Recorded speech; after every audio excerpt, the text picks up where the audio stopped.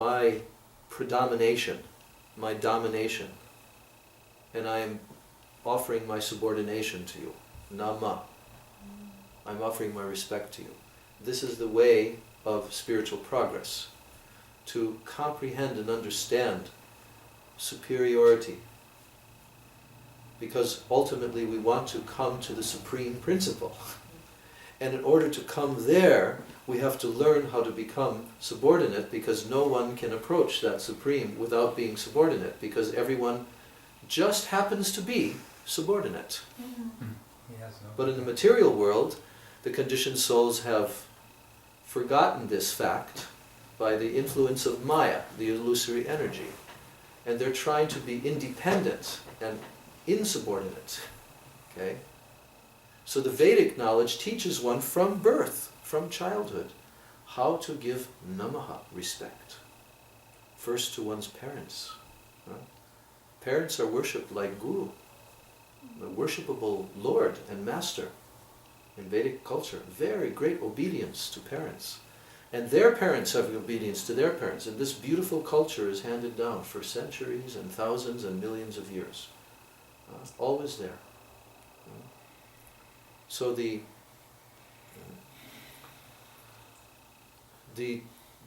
subject that we're discussing here, this meaning of Bhagavan,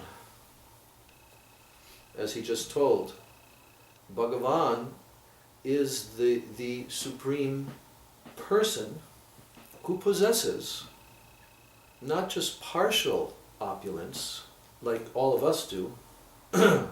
We all possess a little bit of knowledge, a little bit of wealth, a little bit of fame, a little bit of beauty, okay? But it is always very, very minute. And then you can also search in the universe, and then you'll find living beings that possess vastly, millions and millions of times more than anyone possesses on this planet. Even the most wealthy person. In the universe, you go to higher planets and they have vastly more. And then even those in the higher planets, they'll go to even the highest planets.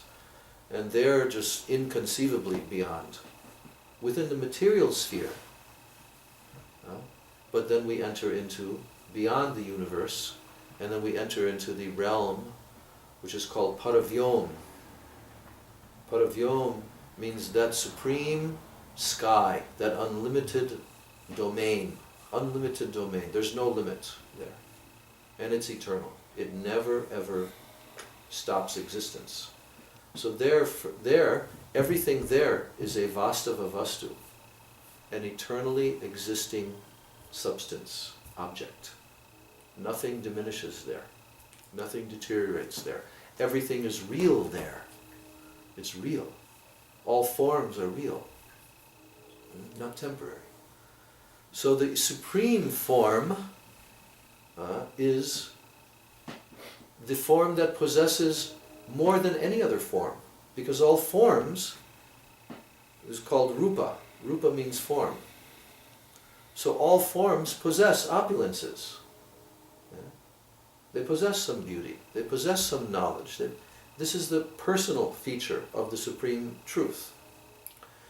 And the source of all existence is a person who possesses all opulence. The biblical understanding of God incorporates some of this understanding, because they say that God is omnipotent. Omnipotent, all-powerful. But how powerful is he? Doesn't explain that. Gives you some idea that he created some planets and some people on the planets and so forth, but that's not the supreme Bhagavan. You know that Lord Brahma can do that, and he's a jiva like us. He can do that. But he also has a material body, although very, very subtle and very high. But his body is also temporary, even though it lasts for a few trillion years. But it's also temporary. So the whole material world is going from lower to higher. There are gradations, gradations, gradations, always. And then, beyond the material world, now the eternal gradations are there. Higher, higher, higher realms, higher realms. So where does that supreme being who possesses all beauty, where does he reside? That supreme being who possesses all knowledge, all wealth, all fame. See? He resides in the topmost abode, naturally. Naturally he would occupy the topmost position of anyone. But it just so happens that in that topmost place, there is the predominance of, in these six opulences, as he told, there is the predominance of one of them, which is the Angi, that to which the other opulences are connected. And that is called Shriyam, beauty.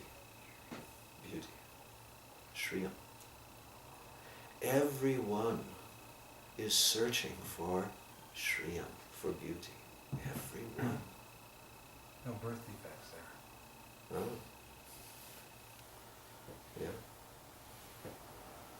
So everyone is looking for beauty, for Shriyam.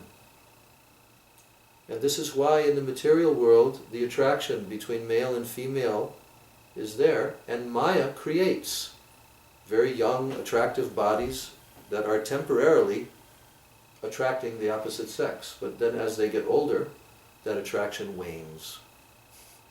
You see? But in the transcendental spiritual world, that beauty is ever fresh. It's not possible to conceive of that, because we have only the material conception of beauty, which is very repulsive actually, when you compare it to the topmost beauty. It's not real beauty, it's fake. Because just below the surface, what is there? Is it so beautiful? No. It's quite the opposite. We don't have to elaborate on that.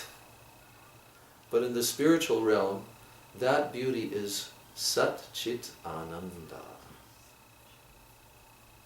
Imagine ecstasy, this thing that we call ecstasy, intense ecstasy, taking a form and a shape of supreme attractive beauty, that is made of ecstasy. We can't conceive of that in this world. Everything's made of earth, water, fire, air, like this. But in the spiritual world, emotions take form and shape. And the highest supreme ecstasy takes the supreme form of beauty, named Krishna. Krishna. The all-attractive. All-attractive. His beauty and attraction is so overwhelming that everything is controlled by it. His beauty. Everything there in his realm is centered around the attraction of his beauty. And that is the supreme abode of the supreme being, named Bhagavan. But very interestingly, that realm is a very innocent and very sweet place. It is not a place of great power and authority, like in this world. When you want to go to the highest position in this world, then you have to occupy a position of great power, right? Kings, emperors, prime ministers, authority, power, strength. But in that realm, because beauty is predominating and ecstasy is predominating, there's an existence of the principle of rasa. Rasa, ecstatic, loving exchanges. And that predominates more than anything there. Everyone there is completely immersed 24 hours in tasting this ecstatic exchanges with that supreme attractive person. But they don't know his actual identity. They don't know that this beautiful, attractive, young teenage boy is the supreme, powerful being who controls and knows everything. Why? Huh? Why? I'm getting there. They don't know this. But even more than that, he doesn't know it.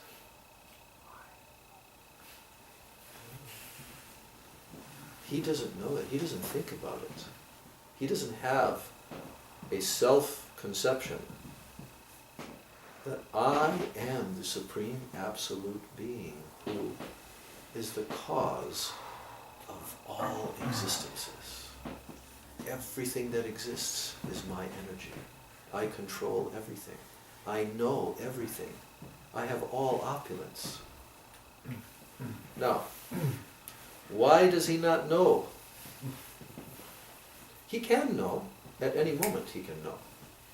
He doesn't choose to. It's more fun not to know. Yeah, because he is living in the realm of rasa, an exchange of very intimate, loving exchanges and affection with all surrounding him. And like his father and mother, he has a father and mother that are eternally his father and mother. But a father is usually the cause of the offspring.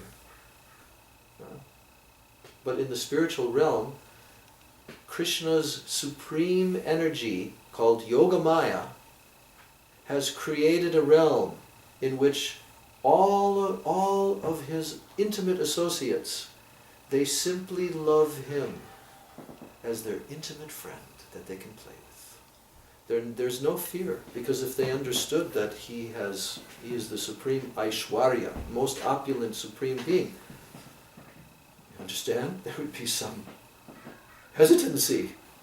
Huh?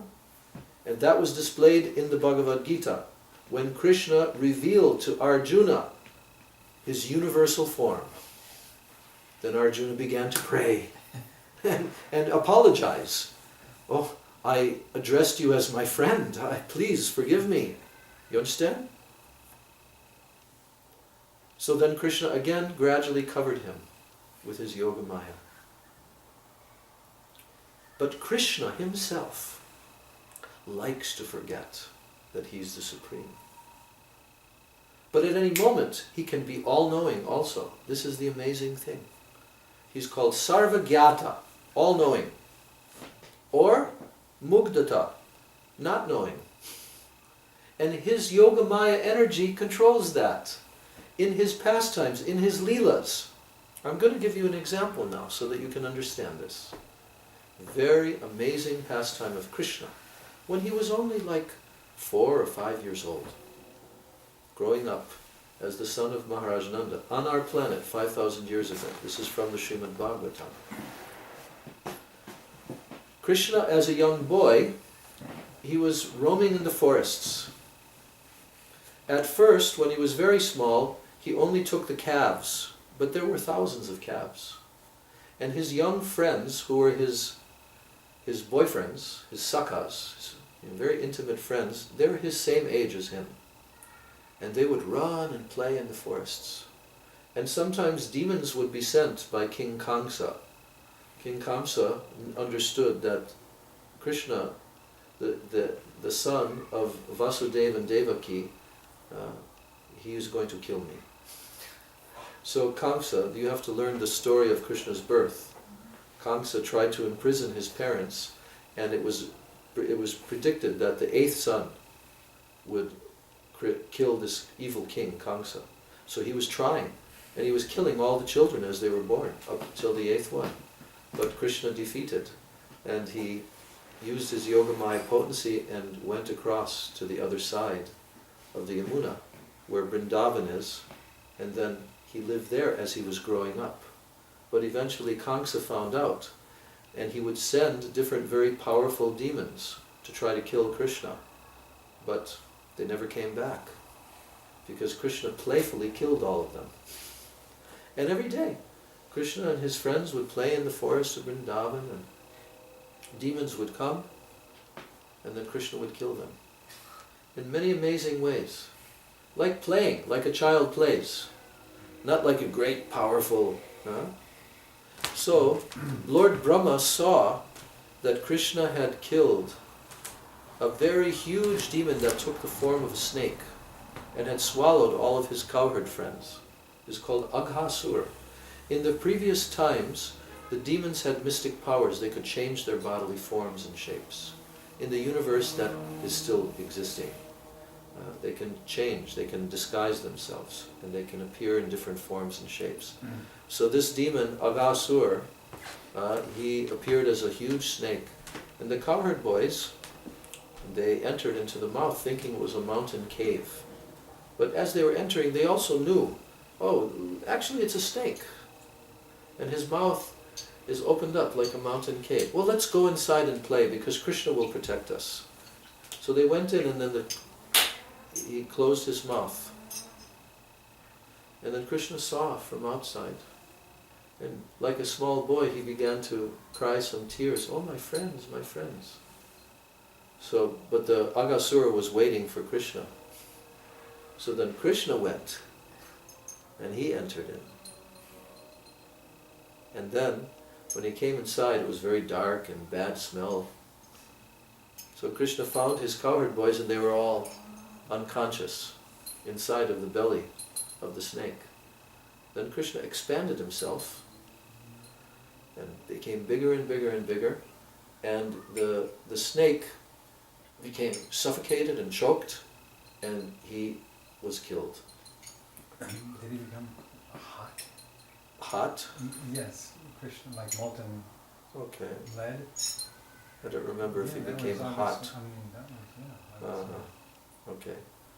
Yeah, so then Aghasura opened his mouth, and the cowherd boys and Krishna came out, and then he died. And you see, when Krishna performs his pastimes in Vrindavan, the demigods are watching, because many of them understand that he's actually the Supreme Being, and he's playing now on the earth planet in this way. So Lord Brahma, the supreme demigod, he was observing this, and he saw, what amazing pastime. And he had a desire in his heart to see more of Krishna's amazing mystical pastimes. So then, Lord Brahma, the next day when Krishna went to the forest with his cowherd friends, and they were only like 4 or 5 years old, and they used to carry their lunches into the forest because they're gone all day herding the cows and playing, right? And they were only calves, not the big cows. So Krishna came to the bank of the Yamuna River in a very beautiful forest grove. And now they all sat down, and Krishna sat in the middle, and his most intimate friends, they sat like in a circle around him. And they all took their lunches out and placed it on leaves and on rocks and like this, and they began to have very big, nice picnic, lunch, feast. And there was circles of his friends. He had thousands and thousands of cowherd boys, and they were circled around and around. And so Krishna was enjoying and eating, and the friends were eating and enjoying, and they were all looking at Krishna, because his cowherd friends are eternal, pure devotees of Krishna.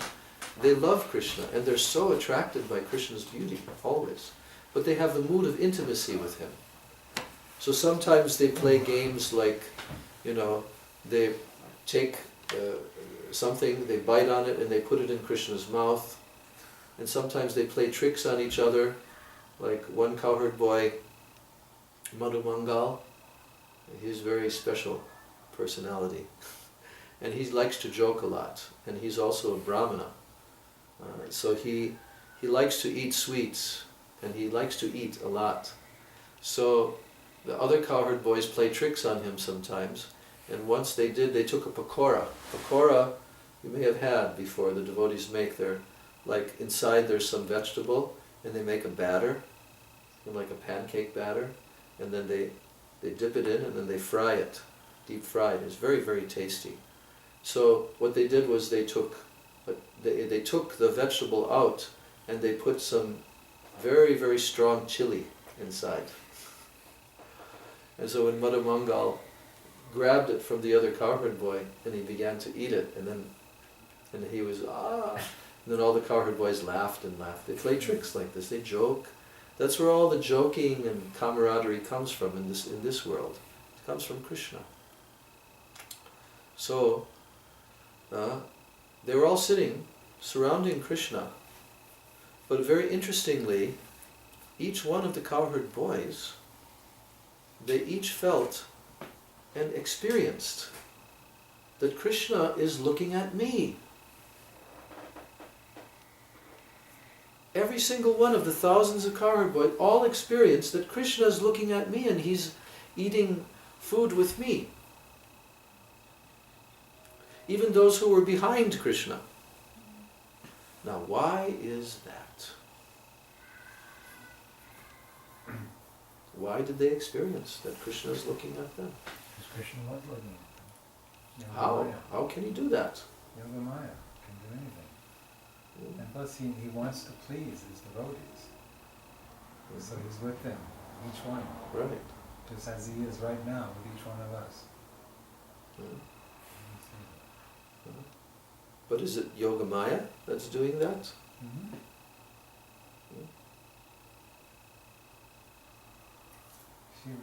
She arranges everything. Whatever he wishes, she's automatically there doing it. She's assisting, but actually Krishna is the center of all existence. This person is the center of all existence. And therefore, as the center, there's no circumference. He is everywhere. He's in everything. He is the center of all existence. So, when he wants to reciprocate with thousands of devotees in front of him, simultaneously, he can do that. This is his supreme power. And Lord Brahma was in the sky on his swan carrier and he was observing this scene. And he thought, oh, let me play a trick. I will steal his calves. There are thousands of calves. I'll steal them. And I'll place them in a mountain cave, and by my mystic power I'll make them to be asleep. Right? So then the calves began to wander, eating the grasses. And the cowherd boys noticed, oh, the cows, where have the calves gone? Krishna said, oh no, I will go to fetch them. You stay here and you enjoy the picnic. So Krishna left, and the boys were there, and he went searching for the calves. And in the meantime, Brahma came down, and he also stole all the cowherd boys by his mystic power. And he placed them also into a cave, in a mystic slumber. So now Krishna was looking for the calves, and he couldn't find them. Then he came back, and he's looking, oh, my cowherd boys are gone. Now, like a human, his Leela is human-like, because it's called Naravat. Nara means human being. So Naravat means like a human being. Okay? His pastimes appear like that, but at the same time, they have supreme, power. It can go either way. So, when Krishna noticed, then he also understood, because he can be Sarvagyata, all-knowing at any moment. And he understood, oh, Brahmaji took them. But then the next moment he thought, oh, but all the mothers in Vrindavan and Mother Yashoda, they'll become very upset if I return back to Vrindavan without the boys and without the calves. What will the mother cows? They'll all be upset. So then Krishna expanded himself as every single cowherd boy, every single calf, with all of their identical bodily features, speech, characteristics, clothing, everything. Now, all the cowherd boys and all the calves are Krishna in these different forms and shapes. They're actually Krishna. And when Krishna went back into the village, because he comes back marching into the village every night, and all the Brijbasis, they're so overwhelmed to see Krishna, but they're also overwhelmed to see their own children, like never before. Because all the Brijbasis love Krishna. They love Krishna more than anything. But now